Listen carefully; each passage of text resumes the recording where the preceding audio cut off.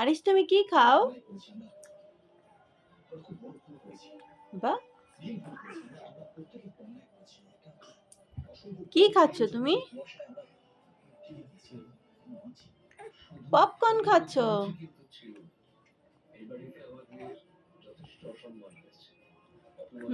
মজা।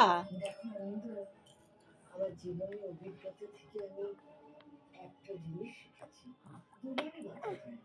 এক হলো অতীতের শিক্ষা নিয়ে খারাপটাকে বাদ দিয়ে ভালোটা নিয়ে